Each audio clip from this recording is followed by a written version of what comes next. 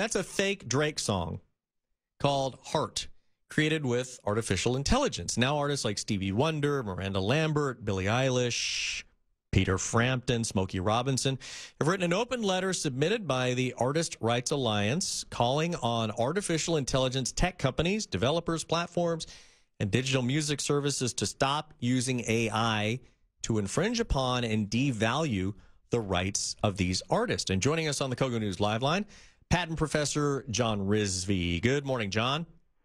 Yeah, good morning. Always a pleasure to be here. Well, thank you, sir. So can AI actually steal these people's voices and even make new music? I mean, we just heard that Drake thing. Yeah, so if the question is, can AI do it from a technical standpoint, 100%. It's already done just amazing things. I mean, not amazing isn't good.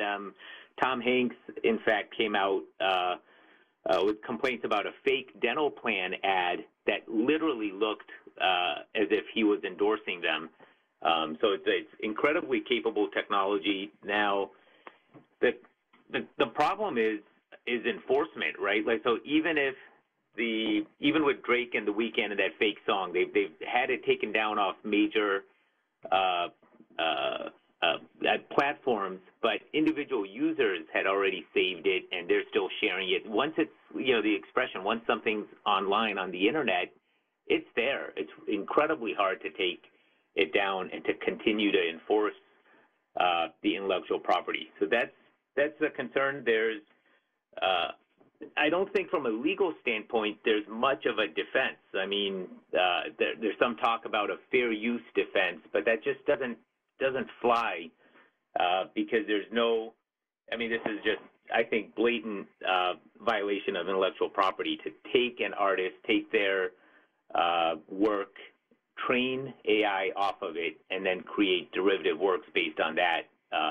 That infringe. I mean, it seems like we've opened this Pandora's box, but, is there any way artists or anybody else can protect themselves from having people imitate their styles?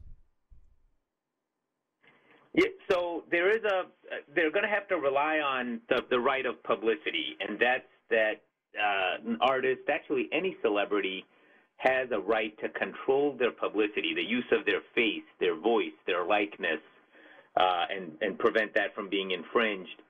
Their recourse is going to be against the larger potential defendants, right? Because at some point, when you have individual users, there's an app out there that's a voice-changing app that I ran across a couple of days ago that allows basically anybody to take whatever they want said by any celebrity voice. And as an example, like, so you can, maybe there's enforcement against the app creators, but what do you do with all the individuals that have already used that software and have allegedly infringing copies saved locally and they're sharing it? It's very hard from a enforcement standpoint, and that's part of, I think, the biggest impact for the musician's letter. Of course, I don't think it's going to be the tech companies voluntarily coming up with solutions, but I think it's a wake-up call for legislators to actually pass new laws that have, because the existing laws are not keeping up with the pace of technology. Yeah. Tennessee is ahead of the curve there. They passed something called the Elvis Act, and that's the Ensuring Likeness, Voice, and Image Security Act.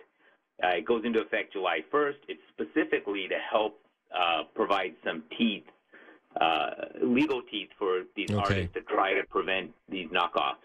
Patent Professor John Rizvi joining us. Thanks for the information, John.